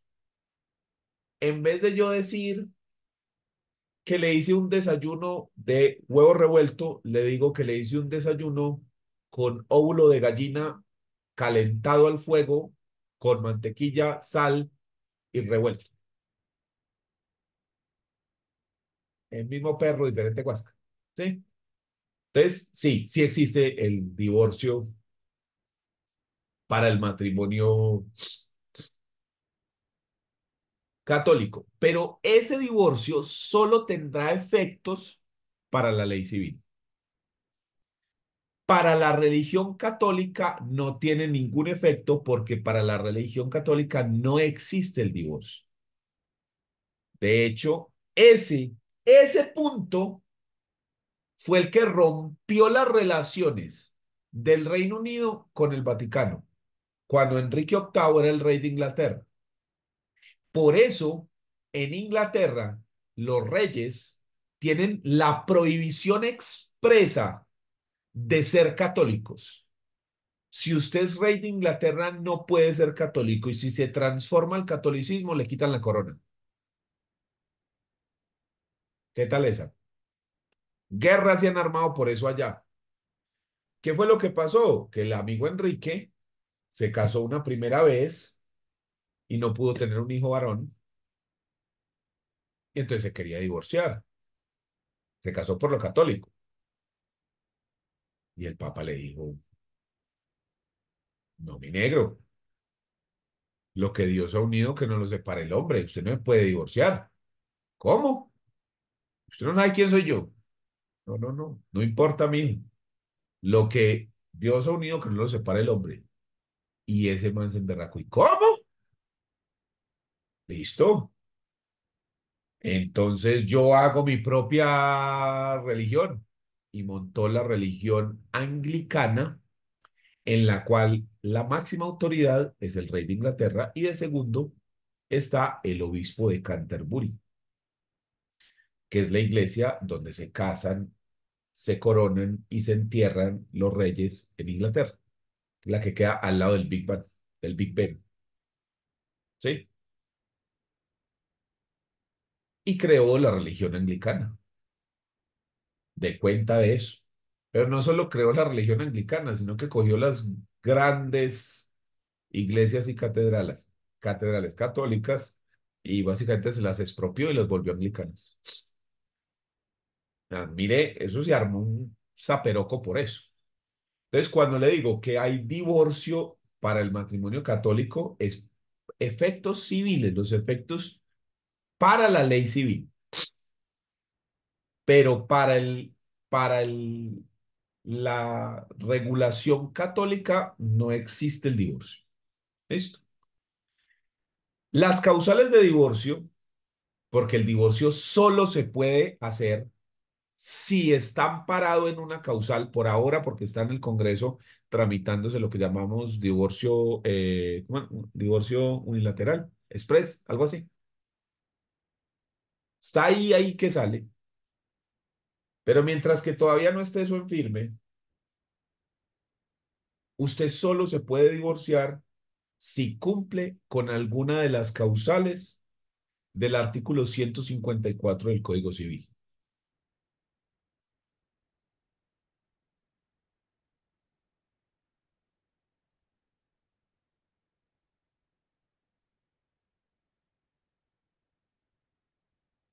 Las causales de este artículo 154 las podemos agrupar de la siguiente forma. Están las causales sanción, que son las que usted ve en este color marroncito, naranjadito oscuro. Esas causales se llaman causales sanción porque si usted logra demostrar esta causal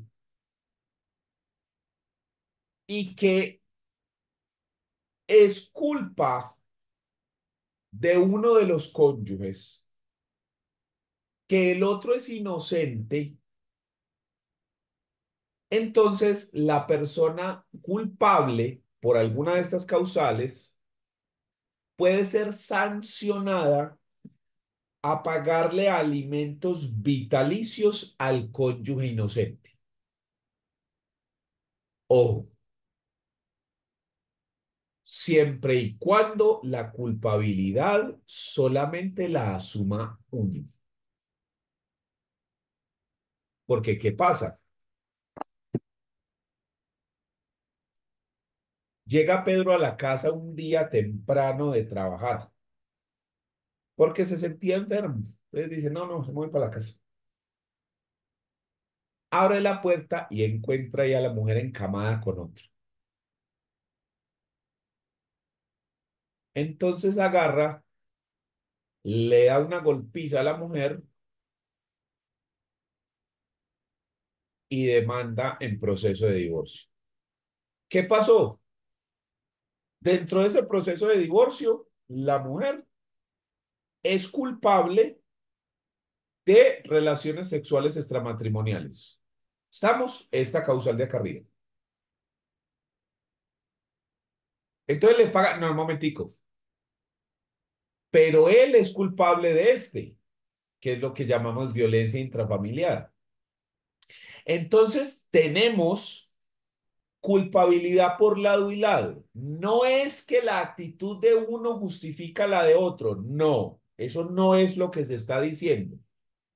Estamos diciendo que es como si se hubiesen cometido dos delitos. Llegan los manes a robar el banco, quieto todo el mundo, no sé qué. Y en esas les sale por detrás el gerente del banco, los encañona, los mete a una pieza, los viola y los secuestra. ¿El man podía hacer eso? No, ahí es un delito. Y los manes podían, tampoco, ¿sí? Los dos son delincuentes. Lo mismo ocurre aquí. La señora le montó los cuernos, entonces ahí está, culpable de relación sexual extramatrimonial, pero el señor le dio la moquetiza, entonces también es culpable del este. Y además él, seguramente con un problema penal encima por violencia intrafamiliar adicional al civil. ¿Hay lugar a la sanción de alimentos? No, porque el artículo 411 dice que se le debe alimentos del cónyuge culpable al inocente. Y aquí hay dos culpables, no hay inocentes. Los dos cometieron causal. ¿Sí? Entonces, estas causales las llamamos sanción porque en la medida en la que se demuestre que uno las cometió y que el otro no hizo nada, santa palomita, ese culpable le paga a este. Pero si los dos cometieron causales, no puede haber alimentos entre ellos porque no hay cónyuge inocente. ¿Estamos? Profe, Dígame. dado ese caso, entonces ya uno enfrentado en el proceso, digamos, mi cónyuge me demanda aduciendo la primera causal, tal cual así el supuesto que pusiste vos. Entonces, yo podría reconvenir o como Sí, así, o, tal cual. o- es así, entonces yo reconvengo aduciendo. La demanda primera es relación sexual extramatrimonial. Los hechos es que el señor llegó a la casa, Sí, perdón, que llegó el señor a la casa, papá, y las pruebas son el testimonio, papá. Entonces, yo lo primero que tengo que hacer es contestar esa demanda, ¿sí? Y ahí decir que no, que no estaban haciendo eso, que era simplemente que estaban estudiando anatomía, que es que era un primo, que es que ellos se saludan así, en fin, yo contesto esa demanda. Yo contesto que me defiendo de eso. La contestación puede ser incluso un allanamiento y decir, sí, sí, efectivamente, nos cogió en el acto. ¿Yo qué voy a decir? Pues sí, sí, sí, me allano, sí, o sea, no tengo nada más que decir. Me allano, ¿no? O sea, ¿qué me van a poner aquí a inventar pendejadas? ¿Sí? Entonces, lo primero es contestar esa demanda inicial. En la contestación usted no va a incluir hechos nuevos, porque la contestación es un acto únicamente de defensa. En la contestación no puede haber pretensiones. La contestación es un acto simplemente para referirse a la demanda. ¿Listo? Entonces usted lo que hace es presentar una demanda de reconvención o contrademanda. Y en esa demanda de reconvención ya entonces usted acusa a la otra persona de cometer la otra causal, que en este caso sería violencia intrafamiliar, y a esa persona le toca contestar esa demanda. Los dos procesos se llevan a la misma vez y la sentencia tiene en cuenta las dos demandas y se emite la sentencia. En ese caso, la sentencia para el juez yo creo que es muy sencilla. Se declara el divorcio por la causal primera y la causal, no me acuerdo si es la tercera, cuarta, la de la violencia intrafamiliar. Vamos a decir que la tercera, la primera y la tercera. Y ya, ¿qué más va a decir? Ya, y no hay lugar a sanciones porque no hay cónyuge inocente y ya. Eso no quiere decir que el man se vaya a librar de la sanción penal, porque eso ya es otro paseo distinto, ¿ya? Así es como funciona, vos lo cogiste de uno.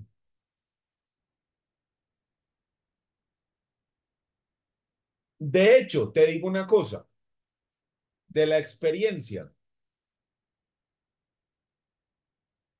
casi siempre, por no decir siempre, que usted demanda por una causal sanción, lo contrademandan por otra. La más común que yo he visto, que uno dice esto es increíble, es la siguiente.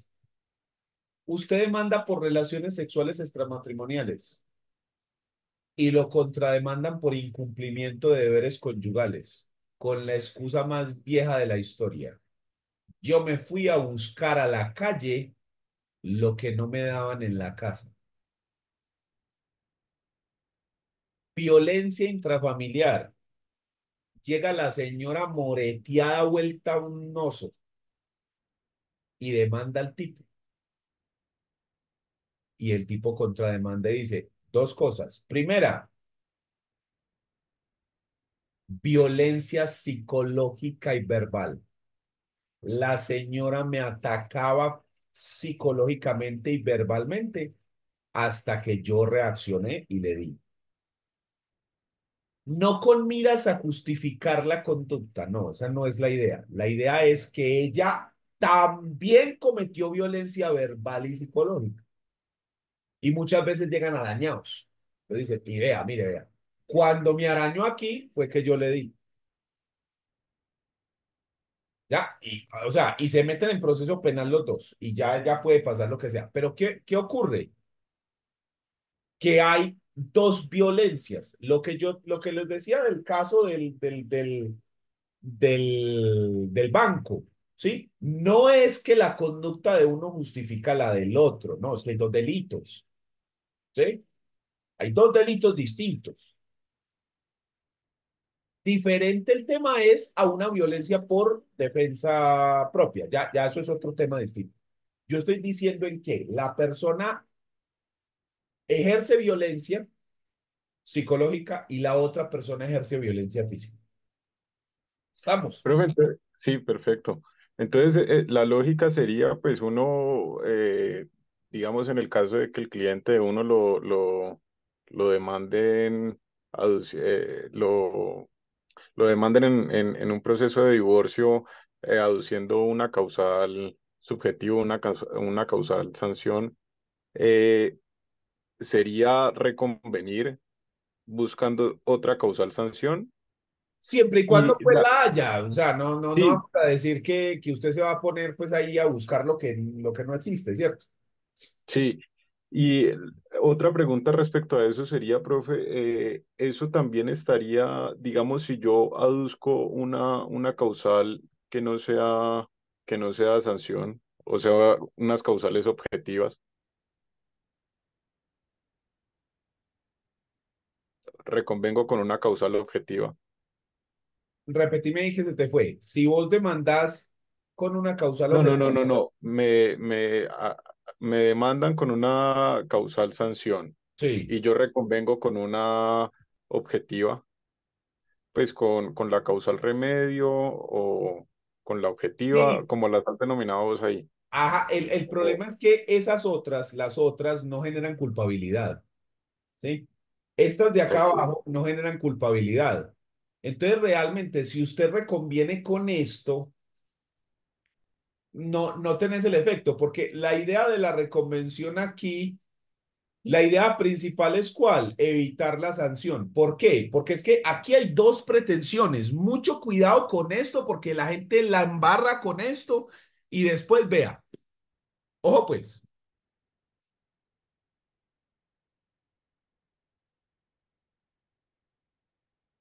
¿cuál es proceso de divorcio? Dentro de este proceso, usted va a hacer una pretensión principal.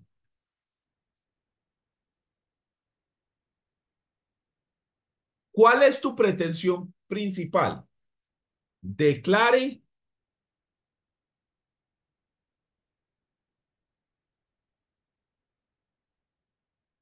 por la causal primera del artículo 154 Código Civil.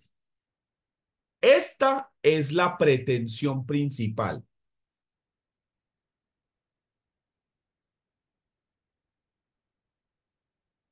¿Listo?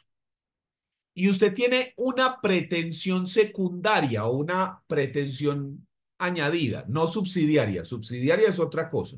Y tampoco es consecuencial. Usted tiene otra pretensión. Vamos a llamarla aquí una pretensión secundaria.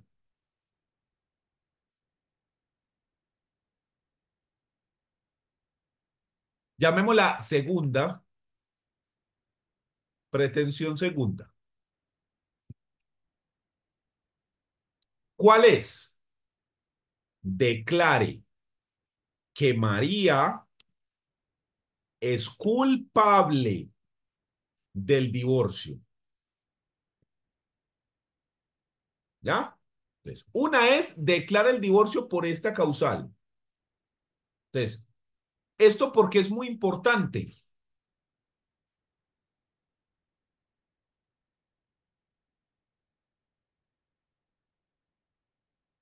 Porque yo aquí voy a demostrar la ocurrencia de la causal y aquí quiero que el juez declare la culpabilidad de María.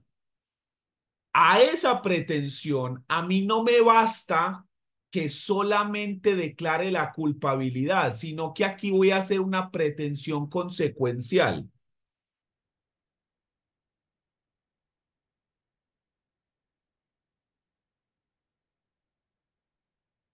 ¿Cuál es la pretensión consecuencial aquí? Condene a María al pago de alimentos vitalicios a Pedro.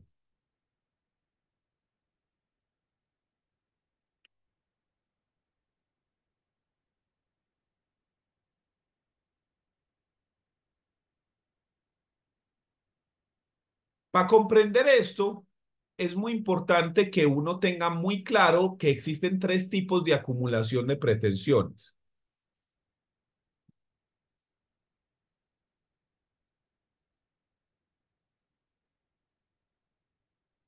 Las acumulaciones de pretensiones son la acumulación que yo llamo pura y simple.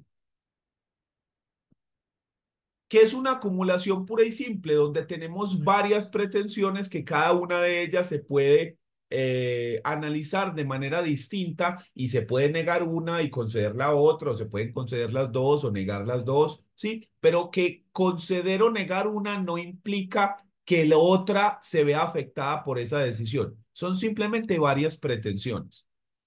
Luego tenemos la acumulación subsidiaria.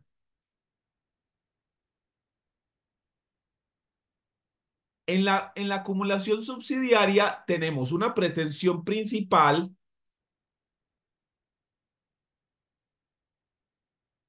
que el juez va a analizar primero.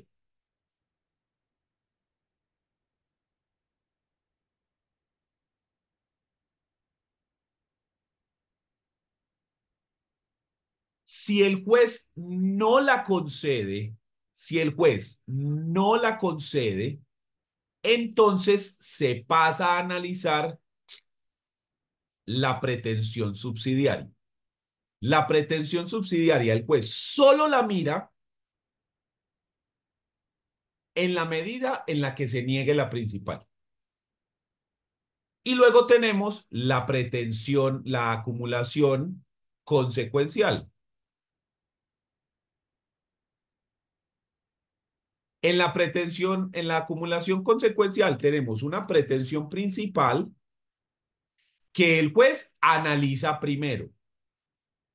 Y solo en la medida en la que el juez conceda la principal, solo si el juez la concede, entonces se pasa a analizar la pretensión consecuencial. Porque la consecuencial es una consecuencia de que el juez haya concedido la pretensión principal. ¿Estamos? Entonces, si nosotros nos devolvemos acá, nuestra pretensión principal, en este caso, nuestra pretensión primera, gusta más. Nuestra pretensión primera es que se declare el divorcio por la causal 1. Nuestra pretensión segunda es que María es la culpable de eso. Esta, ¿cómo la demuestro? Tengo que demostrar que ocurrió la causal y tengo que demostrar que María fue la que la hizo. ¿Listo? Incluso yo podría decir que estas dos las puedo meter acá. ¿Listo? Entonces yo la puedo construir como una sola pretensión, diciendo, señor juez, declare que María cometió relaciones sexuales extramatrimoniales según lo descrito en la causal 1 del Código Civil. ¿Listo? Por lo tanto, María es la culpable del divorcio. Esa puede ser la pretensión primera. ¿Yo por qué la pongo así? Porque una cosa me parece que, es decir, que el divorcio ocurrió por esta causal y otra cosa es decir que una persona es culpable. Pero digamos que puede ser una pretensión compleja en la que tenemos dos solicitudes. Que se declare que ocurrió y por lo tanto se termina el divorcio y en la otra se declare la culpabilidad. Y luego, si el juez declara que ella fue la culpable del divorcio, si el juez declara eso, porque esta pretensión implica que ella fue la única responsable, ¿sí? Si esto es cierto, entonces que le claven la otra. Si esto es, porque si esto no es cierto, pues esto ni siquiera se analiza. Esto solamente se analiza en la primera medida. ¿Listo? Entonces, en ese orden de ideas, si yo demando en proceso de divorcio por causal, como vos la llamaste, subjetiva o causal sanción, la idea es probar primero la comisión de la causal, que la causal ocurrió, segundo, que se declare que la persona es culpable y tercero, la culpabilidad. Si yo no pido la culpabilidad, el juez no me la puede dar porque el juez no falla extrapetita, ¿cierto? Entonces el juez dice, ah, sí, efectivamente, María le montó los BH, quedó como el venado, muy bien, divorciado, señor venado. ¿Y los alimentos? ¿Cuáles alimentos si vos no pediste nada? ¿Cómo así? Los alimentos de... Usted no los pidió, yo no le puedo dar alimentos si usted no me los pidió. ¿Sí? Entonces, por eso le digo, hay que tener mucho cuidado. Pero si vos metes otra causal, no me funciona porque las otras causales no generan culpabilidad y no generan sanción. Por eso no las llamo así. Por eso a mí no me gusta lo de causal subjetiva y objetiva, porque ahí no me da a entender cuáles son las que sí generan sanción. En cambio, si yo las llamo sanción, usted ya sabe cuáles son. Listo. Gracias, profe. Dejemos ahí y en la próxima clase continuamos.